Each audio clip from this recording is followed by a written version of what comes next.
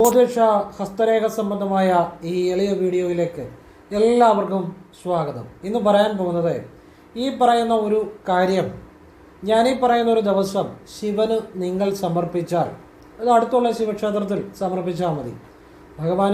ശിവഭഗവാന് സമർപ്പിച്ചാൽ നിങ്ങളായിരിക്കും ഏറ്റവും വലിയ സമ്പന്നൻ. ഭഗവാൻ നിങ്ങളെ അനുഗ്രഹിച്ചാൽ നിങ്ങളുടെ മനസ്സുകൂടി ഭഗവാനിൽ സമർപ്പിക്കണം. അപ്പോഴാണ് ഭഗവാൻ അനുഗ്രഹിക്കുന്നത്. നിങ്ങളെ ഏറ്റവും വലിയ സമ്പന്നനാക്കി ഭഗവാൻ മാറ്റും. അതിനകത്ത് യാതൊരു സംശയവും വേണ്ട. സമ്പത്ത്, ഐശ്വര്യം, സർവ്വവിധ അനുഗ്രഹങ്ങളും ഭഗവാൻ നൽകും. അത് എന്താണ് ഭഗവാന് സമർപ്പിക്കേണ്ടത്? ഒരു തവണ സമർപ്പിച്ചാൽ മതി. എന്താണ് സമർപ്പിക്കേണ്ടത്, എപ്പോഴാണ് സമർപ്പിക്കേണ്ടത്, എങ്ങനെയാണ് സമർപ്പിക്കേണ്ടത്, അതാണ് പറഞ്ഞു തരുന്നത്. അപ്പം ഞാൻ അതിനെക്കുറിച്ച് വിശദമായിട്ട് പറയുന്നുണ്ട്. രുദ്രാക്ഷം, ഇത് കണ്ടല്ലോ, ഒരു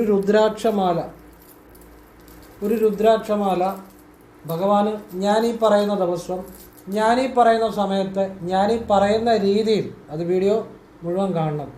ശിവന് സമർപ്പിച്ചാൽ, ശിവക്ഷേത്രത്തിൽ സമർപ്പിച്ചാൽ ഭഗവാൻ നിങ്ങളെ ഏറ്റവും വലിയ സമ്പന്നനാക്കി മാറ്റും.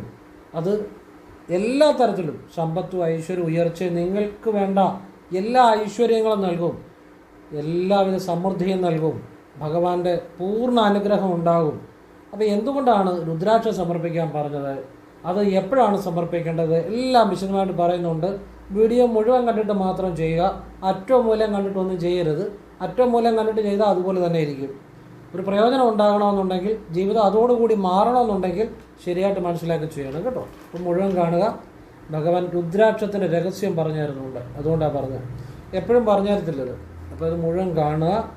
പിന്നെ ഒരു ദേവതയെ വണങ്ങുമ്പോൾ എങ്ങനെ വണങ്ങണം, പെട്ടെന്ന് അനുഗ്രഹം കിട്ടാൻ വേണ്ടി, അതിൻ്റെ പുറകിലുള്ള സൂക്ഷ്മവിദ്യ, ഇതെല്ലാം പറഞ്ഞു തരുന്നുണ്ട്. അതുകൊണ്ടാണ് അത് മിസ് ചെയ്യാതിരിക്കാനാണ് മുഴുവൻ കാണണമെന്ന് പറഞ്ഞത്. ഇത് ആരും ഇതുപോലെ പറഞ്ഞു തരാത്തൊരു കാര്യമാണ്. ആ ദേവത എങ്ങനെ വണങ്ങണം, അതിൻ്റെ പുറകിലുള്ള രഹസ്യം, അതെല്ലാം അവസാനം പറയുന്നുണ്ട്. അപ്പോൾ മുഴുവൻ കാണുക. ഭഗവാൻ എല്ലാവരെയും അനുഗ്രഹിക്കട്ടെ എന്ന് പ്രാർത്ഥിക്കുന്നു. ഞാൻ വിശദമായിട്ട് പറയുന്നുണ്ട്. ഇനിയും ഒരു കാര്യം കൂടെ പറഞ്ഞിട്ട് വീഡിയോയിലേക്ക് വരാം. നേരിട്ട് കൺസൾട്ടിങ് ഇല്ല, വാട്സപ്പ് വഴി മാത്രമേ ഉള്ളൂ. ഞാൻ വാട്സപ്പ് വഴി ആണ് വർക്കുകൾ ചെയ്യുന്നത്. അപ്പോൾ നിങ്ങൾക്ക് ഹസ്തരേഖ, സംഖ്യാജ്യോതിഷം ചെയ്യാൻ താല്പര്യമുണ്ടെങ്കിൽ, ഗ്രഹനില ഒക്കെ ചെയ്യാൻ, വിശകലനം ചെയ്യാൻ താല്പര്യമുണ്ടെങ്കിൽ വാട്സപ്പ് ഇടുക. എല്ലാവർക്കും റിപ്ലൈ ചെയ്യാനോ എല്ലാവരെയും നോക്കാനോ പറ്റത്തില്ല. കാരണം ഒരുപാട് മെസ്സേജുകളാണ് വരുന്നത്. ഞാൻ ഫ്രീ ആകുന്നതനുസരിച്ച് പറ്റുന്നവർക്ക് റിപ്ലൈ തരും. എങ്ങനെയാണ് ചെയ്യുന്നതെന്ന് പറയും. ഞാൻ ഇതുപോലുള്ള നല്ല കാര്യങ്ങൾ മാത്രമേ പറയാറുള്ളൂ. ക്ഷേത്രത്തിൽ ചെന്ന് ചെയ്യാവുന്ന നല്ല കാര്യങ്ങളും വീട്ടിൽ ചെയ്യാവുന്ന നല്ല പ്രാർത്ഥനകളും മാത്രമേ, അങ്ങനെയുള്ള നല്ല കാര്യങ്ങളെ പറയാറുള്ളൂ. അത്തരം ഞാൻ റിപ്ലൈ ചെയ്യും. ഞാൻ എന്തൊക്കെയാണ് പറഞ്ഞു തരുന്നത് അത് കേട്ടിട്ട് ആവശ്യമുണ്ട് ചെയ്യുക, അല്ലെങ്കിൽ ചെയ്യാതിരിക്കുക. പിന്നെ ഫോൺ വിളിച്ചാൽ കിട്ടത്തില്ല. ഞാൻ എപ്പോഴും വർക്കിൽ തന്നെ ആയിരിക്കും. അല്ലാത്തപ്പോൾ ഞാൻ പ്രാണായാമം, യോഗ, ഇതൊക്കെ ഉണ്ട്, ശിവവിദ്യ, ഇങ്ങനെ കാര്യങ്ങൾ എൻ്റേതായ പ്രൈവസി ആയിട്ട് ഒരുപാട് കാര്യങ്ങളുണ്ട്. അതുകൊണ്ട് ഫോൺ വിളിച്ചാൽ കിട്ടത്തില്ല. നേരിട്ട് വന്നാലും നോക്കാൻ പറ്റത്തില്ല. മിക്കവാറും വാട്സപ്പിലെ വർക്ക് തന്നെ സമയത്തിന് തീരുന്നില്ല. ഞാൻ തിരക്കിൽ തന്നെ ആണ്. അപ്പം ഇതാണ് സാഹചര്യം. പിന്നെ വാട്സപ്പ് ചെയ്യാനുള്ളവർ വാട്സപ്പ് അതിനാണ് വെച്ചിരിക്കുന്നത്, ഇടുക. ഫ്രീ ആകുമ്പോൾ പറ്റുന്നവർക്ക് റിപ്ലൈ തരും. അങ്ങനെയാണ്. അപ്പോൾ ഇനിയും വിഷയത്തിലേക്ക് വരുവാണ്. അതിനു മുമ്പ് വീഡിയോ നിങ്ങൾക്ക് ഇഷ്ടപ്പെട്ടെങ്കിൽ സബ്സ്ക്രൈബ് ചെയ്യുക, ലൈക്ക് ചെയ്യുക, നല്ല നല്ല ആളുകളിലേക്ക് ഷെയർ ചെയ്യുക. അതോടൊപ്പം ബെൽ ബട്ടൺ കൂടി ക്ലിക്ക് ചെയ്താൽ പുതിയ പുതിയ വീഡിയോകൾ നിങ്ങളിലേക്ക് എത്താൻ വേണ്ടി ഉപകരിക്കും. എല്ലാവരും ഈശ്വരനെ അനുഗ്രഹിക്കട്ടെ. എല്ലാവരെയും ഭഗവാൻ പരമേശ്വരനെ അനുഗ്രഹിക്കട്ടെ എന്ന് പ്രാർത്ഥിച്ചുകൊണ്ട് ഞാൻ വീഡിയോയിലേക്ക് കടക്കുകയാണ്. തിങ്കളാഴ്ച, ഏതെങ്കിലും ഒരു തിങ്കളാഴ്ച, ഇനി കറുത്തവാവ് കഴിഞ്ഞ് വരുന്ന തിങ്കളാഴ്ച ആണെങ്കിൽ കൂടുതൽ നല്ലത്. ഇനി അതല്ല, ഏത് തിങ്കളാഴ്ച ആണെങ്കിലും കുഴപ്പമില്ല. അപ്പോൾ ഏതെങ്കിലും ഒരു തിങ്കളാഴ്ച വൈകുന്നപാട് ശിവക്ഷേത്രത്തിൽ ഒരു കൂവളത്തുമാല, സാധാരണ കൂവളത്തുമാലയല്ല, രുദ്രാക്ഷമാല, നാക്കെ കൂവളം എന്നാണ് വരുന്നത്, രുദ്രാക്ഷമാല. അപ്പം ഞാനിത് വെള്ളി കെട്ടിച്ചതാണ്. നിങ്ങൾ വെള്ളി കെട്ടിക്കണമെന്ന് നിർബന്ധമൊന്നുമില്ല. നമ്മൾ സാധാരണ ഈ ചില ക്ഷേത്രങ്ങളിൽ പോകുമ്പോൾ അവിടെ വിൽക്കാൻ കിട്ടും ഈ രുദ്രാക്ഷമാല. അങ്ങനത്തെ രുദ്രാക്ഷമാല മേടിച്ചാൽ മതി, ഒരു കുഴപ്പമില്ല. ഞാൻ അങ്ങനെ ഒരിടത്തുനിന്ന് മേടിച്ചതാണ്. അപ്പോൾ എനിക്ക് ഭഗവാന്റെ ആ ഒരു അനുഗ്രഹങ്ങൾ, അല്ല അനുഭവങ്ങൾ ഒക്കെ ഉണ്ടാകുന്നുണ്ട്. അല്ല, ഇപ്പോൾ ഈ എല്ലാത്തിൻ്റെ പേര് ഒരുപാട് തട്ടിപ്പും വെട്ടിപ്പും ഉണ്ട്. ഇപ്പോൾ രുദ്രാക്ഷത്തിൻ്റെ കാര്യമാണെങ്കിലും വലിയ ബിസിനസ്സായിട്ടൊക്കെ ഉണ്ട്. നമ്മൾ അതിൻ്റെ പുറകെയൊന്നും പോകരുത്. നമ്മൾ നമുക്ക് പറ്റുന്ന രീതിയിൽ ക്ഷേത്രത്തിലൊക്കെ പോകുമ്പോൾ ഒരു രുദ്രാക്ഷമാല മേടിച്ചാൽ മതി. അത് അങ്ങനെ രുദ്രാക്ഷമാല മേടിക്കുക. അത്തരം ക്ഷേത്രങ്ങളിലൊക്കെ മേടിക്കാൻ കിട്ടുന്ന രുദ്രാക്ഷമാല നല്ലത് തന്നെയാണ്. എൻ്റെ അനുഭവം ഞാൻ പറഞ്ഞ് നിങ്ങൾക്ക് അത് താല്പര്യമുണ്ടോ ചെയ്യുക. ഇല്ല അതിൻ്റെ പുറകെ ഒന്നും പോയി പൈസ ഒന്നും ഒരുപാട് കളയുന്നതിനോട് എനിക്ക് അഭിപ്രായമില്ല. അപ്പം ഞാൻ എപ്പോഴും രുദ്രാക്ഷം ധരിക്കുന്ന ആളാണ്. രുദ്രാക്ഷധാരിയും ഭസ്മധാരിയും തന്നെയാണ്. ഈ ഭസ്മം കാശി വിശ്വനാഥൻ്റെ ക്ഷേത്രത്തിൽ നിന്ന് എനിക്ക് ഒരാൾ പോയപ്പോൾ അവിടെ നിന്ന് വാങ്ങി കൊറിയർ ചെയ്ത് അയച്ചു തന്നതാണ് ഈ ഭസ്മം. കാശി വിശ്വനാഥൻ്റെ അവിടുത്തെ രുദ്രാക്ഷം ഞാൻ എപ്പോഴും ധരിക്കുന്നതാണ്. അപ്പം രുദ്രാക്ഷമാല വാങ്ങി തിങ്കളാഴ്ച ദിവസം വൈകുന്ന പാട് രുദ്രാക്ഷമാലയും അതിൻ്റെ കൂടെ ഒരു കൂവളത്തും മാലയും അതിൻ്റെ കൂടെ ഒരു ഭസ്മവും കൂടെ വെച്ച് 3 വലത്ത് വയ്ക്കണം. ഓം നമ ശിവായ എന്ന് ജപിക്കണം. അതിനുശേഷം ഓം ഇല്ലാതെ നമ ശിവായ എന്ന് ജപിക്കണം. വീണ്ടും ഓം നമ ശിവായ എന്ന് ജപിക്കണം. പിന്നെ ഓം ഇല്ലാതെ നമ ശിവായ, ഓം നമ ശിവായ, നമ ശിവായ, ശിവായ നമ, ഓം നമ ശിവായ, നമ ശിവായ, ശിവായ നമ എന്ന് ജപിച്ചുകൊണ്ട് വാഗോണ്ട് ജപിക്കുകയാണെങ്കിൽ നല്ലത്. 3 പ്രദക്ഷിണം വെച്ച ശേഷം ഈ രുദ്രാക്ഷമാലയും ഒരു കൂട് ഭസ്മവും കുവളമാലയും കൂടെ ഭഗവാനെ ശിവശിവ ശിവശിവ ശിവശിവ ശിവശിവ എന്ന് പ്രാർത്ഥിച്ചുകൊണ്ട് ഭഗവാനെ അവിടുത്തെ അനുഗ്രഹവും സഹായവും എൻ്റെ ജീവിതത്തിലുടനീളം ഉണ്ടാകണേ. എനിക്ക് ജീവിക്കാൻ ആവശ്യമായ സമ്പത്തും ഐശ്വര്യവും അവിടുത്തെ എല്ലാ അനുഗ്രഹങ്ങളും ജീവിതം മുഴുവൻ എനിക്ക് നൽകണേ. ഭഗവാനെ എന്നും അവിടുത്തെ അനുഗ്രഹം ഉണ്ടാകണേ എന്ന് പ്രാർത്ഥിച്ച് ശിരസ്സൊന്ന് മുട്ടിച്ച് ഇത് നടക്കി വെക്കുക. വെച്ച് കഴിഞ്ഞാൽ അതേക്കുറിച്ച് ചിന്തിക്കേണ്ട. അപ്പോഴേ ഈ രുദ്രാക്ഷം വയ്ക്കുന്നതിൻ്റെ പുറകിൽ ചില രഹസ്യങ്ങളുണ്ട്. രുദ്രാക്ഷത്തിൻ്റെ രഹസ്യം പറഞ്ഞുതരാൻ പോകുന്നത്. അപ്പോൾ രുദ്രാക്ഷം എന്ന് പറഞ്ഞാൽ രുദ്രാക്ഷം കാണുന്നത് തന്നെ പുണ്യം, രുദ്രാക്ഷത്തെ സ്പർശിക്കുന്നത് അതിനേക്കാൾ വലിയ പുണ്യം, രുദ്രാക്ഷം ധരിക്കുന്നത് മഹാപുണ്യം. ഇനിയും ഈ രുദ്രാക്ഷത്തെക്കുറിച്ചുള്ള വീഡിയോ നിങ്ങൾക്ക് കാണാൻ സാധിക്കുന്നുണ്ടെങ്കിൽ നിങ്ങൾ ഏതേതോ ജന്മങ്ങളിൽ ഭഗവാൻ മഹാദേവൻ്റെ അനുഗ്രഹം ഉള്ളവർ തന്നെയാണ്. അല്ലാത്തവർക്ക് ഇതൊന്നും കാണാനോ കേൾക്കാനോ സാധിക്കത്തില്ല. നിങ്ങൾക്ക് ഏതെങ്കിലും ജന്മങ്ങളിൽ ഏതേതോ ജന്മങ്ങളിൽ മഹാദേവൻ്റെ അനുഗ്രഹം ഉള്ളവർ തന്നെയാണ്, ഒരു സംശയം വേണ്ട. അല്ലെങ്കിൽ രുദ്രാക്ഷത്തെക്കുറിച്ച് അറിയാനോ ഒന്നും പറ്റത്തില്ല. പറഞ്ഞാൽ മനസ്സിലായി. അപ്പം രുദ്രാക്ഷം കാണുന്നത് പുണ്യം, സ്പർശിക്കുന്ന പുണ്യം, ധരിക്കുന്നത് അനേകം പുണ്യം, മഹാപുണ്യം. അതാണ് രുദ്രാക്ഷം. ഇനി രുദ്രാക്ഷം ദാനം ചെയ്യുന്നത് നമ്മൾ ഭഗവാന് സമർപ്പിക്കുക. രുദ്രാക്ഷം ദാനം ചെയ്താൽ കിട്ടുന്ന ഐശ്വര്യം ഒരിക്കലും കുറയുകയില്ല. അതുകൊണ്ടാണ് അതിനെ അക്ഷയദാനം എന്നാണ് പറയുന്നത്. നമ്മൾ രുദ്രാക്ഷം ഭഗവാന് സമർപ്പിക്കുക, നമ്മൾ ദാനം ചെയ്യുക, ഭഗവാന് സമർപ്പിക്കുക, നമ്മൾ ആ സന്തോഷത്തോടു കൂടി. അപ്പോൾ ആ ഒരു സമർപ്പണം ഒരു ദാനം തന്നെയാണ്. അപ്പോൾ അത് അതിൽ നിന്ന് ലഭിക്കുന്ന പുണ്യത്തിന് നാശമില്ല, അനന്തമായ പുണ്യമാണ് കിട്ടുന്നത്. അതും തിങ്കളാഴ്ച, ശിവന് ഏറ്റവും പ്രിയപ്പെട്ട ദിവസം തിങ്കളാഴ്ച. എപ്പോൾ? വൈകുന്ന പാട്. സമയം ഞാൻ പറയും, വൈകുന്ന പാട്. അതിനകത്ത് കാര്യമുണ്ട്, അതുകൊണ്ടാണ് പറയുന്നത്. അപ്പോൾ വൈകുന്ന പാട് ശിവക്ഷേത്രത്തിൽ വഴിപാട് ചെയ്താൽ വിശേഷ ഫലമാണ്. ചെയ്തു നോക്കുക. വൈകുന്ന പാട് ഇത് സമർപ്പിക്കണം. ഇനി രുദ്രാക്ഷം ധരിക്കുന്നവർക്ക് എന്തു പാപങ്ങൾ ചെയ്താലും അവരുടെയൊക്കെ ഒരു പാപ വിമുക്തി ഉണ്ടാകുമെന്നുള്ളതാണ്.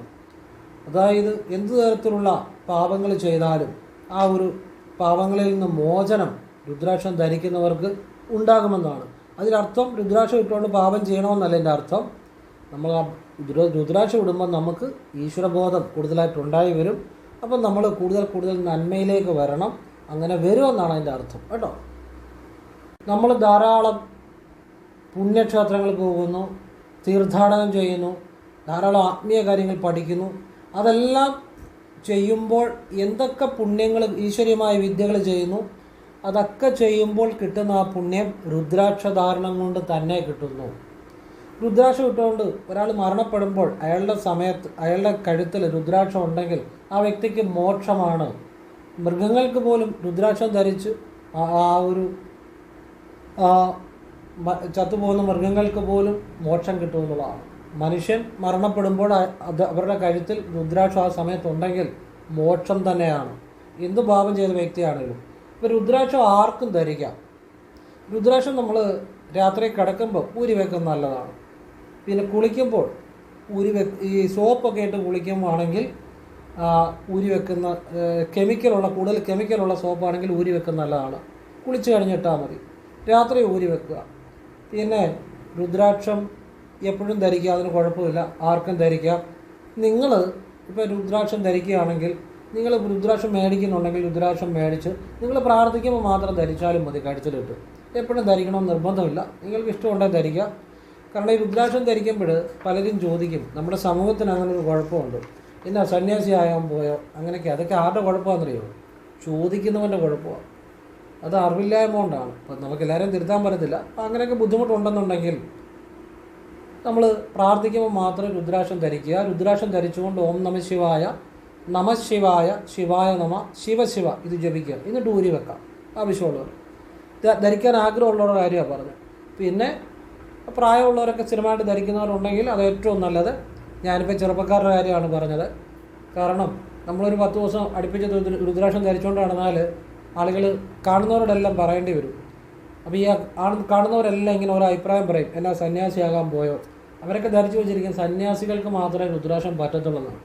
അത് ഒരു അറിവില്ലായ്മയാണ്, നമുക്കൊന്നും ചെയ്യാൻ പറ്റത്തില്ല. പിന്നെ അങ്ങനെ ചോദ്യങ്ങൾ ഒഴിവാക്കാൻ വേണ്ടി ഞാൻ പറഞ്ഞത്, ചെറുപ്പക്കാരൊക്കെ ആണെങ്കിൽ ധരിക്കാൻ ആഗ്രഹമുള്ളവർ രുദ്രാക്ഷമാല മേടിച്ച് വെച്ചിട്ട് പ്രാർത്ഥിക്കുമ്പോൾ മാത്രം രുദ്രാക്ഷം ധരിച്ചുകൊണ്ട് പ്രാർത്ഥിക്കുക. എന്നിട്ട് ഊരി വെക്കുക. അപ്പം മാത്രം ചെയ്താൽ മതി.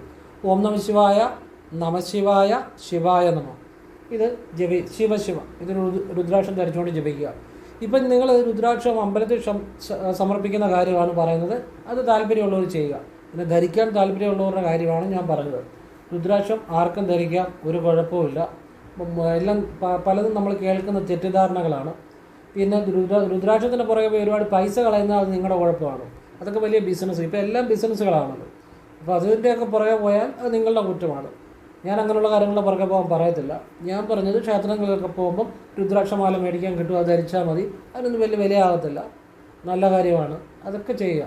അതിനെ ഞാൻ പറയത്തുള്ളൂ. മനസ്സിലായില്ലേ?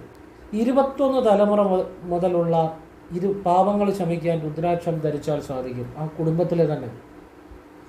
പിന്നെ രുദ്രാക്ഷം ധരിക്കുന്നവൻ എത്രയൊക്കെ പാപങ്ങൾ ചെയ്താലും അവൻ്റെ പാപങ്ങൾ ഇല്ലാതാകും എന്ന് തന്നെയാണ്.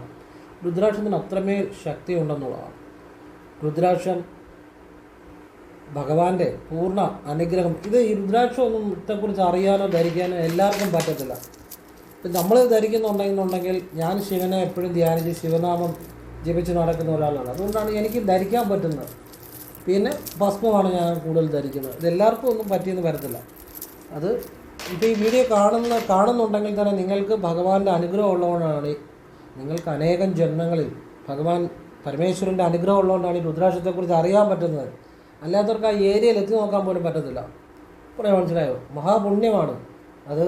നിങ്ങൾ പ്രയോജനപ്പെടുത്തുക. ഏതൊരാൾക്കും ജീവിതത്തിൽ മാറ്റം വരുത്തുന്ന ഒരു കാര്യമാണ് ഇതുപോലുള്ള നല്ല കാര്യങ്ങൾ അറിയുക, നല്ല കാര്യങ്ങൾ ചെയ്യുക. ഇനി അതല്ല, നിങ്ങൾ തിങ്കളാഴ്ച ഇതുപോലെ രുദ്രാക്ഷം ഭഗവാന് നടയ്ക്ക് സമർപ്പിച്ചാൽ മാത്രം മതി, അതിനൊന്നും കുഴപ്പമില്ല. ഇനി രുദ്രാക്ഷം നിങ്ങൾ ഭഗവാന് സമർപ്പിക്കുന്നതിന് മുമ്പ് നിങ്ങൾ അന്നേ ദിവസം, ഇപ്പോൾ തിങ്കളാഴ്ച വൈകിട്ടാണെങ്കിൽ തിങ്കളാഴ്ച വെളുപ്പിനെ എഴുന്നേറ്റ് ഇതിലെ ഓരോ കായയും തൊട്ട് ശിവശിവ ജപിക്കണം. ശിവശിവ ശിവശിവ ശിവശിവ ശിവശിവ ശിവശിവ ഇങ്ങനെ മൊത്തം ജപിക്കണം. ഈ കായയെ തൊട്ട് ശിവശിവ വാ കൊണ്ട് ഉച്ചരിച്ച് തന്നെ ജപിക്കണം, മനസ്സിലല്ല. അതുകൂടെ രാവിലെ അന്ന് ചെയ്താൽ നല്ലതാണ്. ഇപ്പോൾ തിങ്കളാഴ്ച വൈകിട്ട് സമർപ്പിക്കുന്നെങ്കിൽ തിങ്കളാഴ്ച രാവിലെ ചെയ്യുക, വളരെ നല്ലതാണ്. ഭഗവാന്റെ ഏറ്റവും വലിയ അനുഗ്രഹങ്ങൾ ഉണ്ടാകും. കാരണം രുദ്രാക്ഷം ധരിക്കുമ്പോൾ, അല്ലെങ്കിൽ രുദ്രാക്ഷം നമ്മൾ ഭഗവാന് അവിടെ വഴിപാടായിട്ട് സമർപ്പിക്കുമ്പം നമ്മളുടെ പാപശമനം ഉണ്ടാകും. ഈ പാപശമനം ഉണ്ടാകുമ്പോഴാണ് ജീവിതം മാറുന്നത്. നമ്മൾ ഏതേതോ ജന്മങ്ങളിലും എല്ലാ ജന്മങ്ങളിലും ചെയ്ത പാപങ്ങൾ ശമിക്കുമ്പോൾ ആണ് നമ്മുടെ ജീവിതത്തിൽ മാറ്റം വരുന്നത്. അപ്പോൾ അത് ഏതൊരാൾക്കും നിങ്ങൾക്ക് പ്രയോജനപ്പെടുത്താവുന്നതാണ്.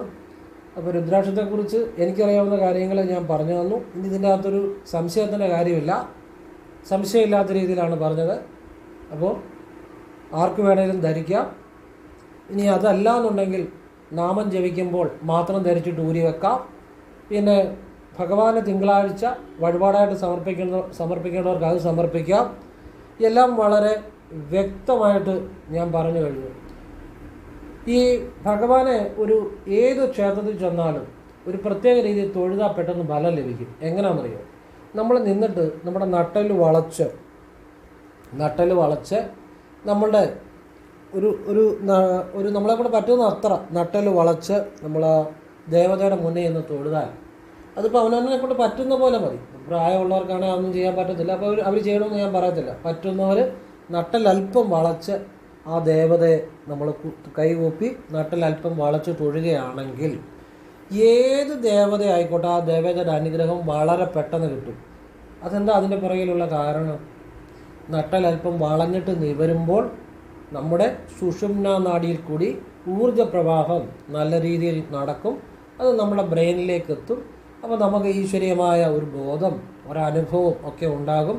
മാത്രമല്ല, നട്ടൽ വളയുമ്പോൾ നമ്മുടെ ഈ ഉച്ചി നമ്മളിങ്ങനെ കുനിയുമ്പോൾ ആ ഉച്ചിയിലേക്ക് ആ ദേവതയിൽ നിന്നുള്ള ഒരു അനുഗ്രഹവും നമ്മുടെ ഒരു ഊർജ്ജപ്രവാഹവും ഒരു അനുഗ്രഹവും നമ്മുടെ ഈ സഹസ്രാരത്തിലേക്ക് എത്തും.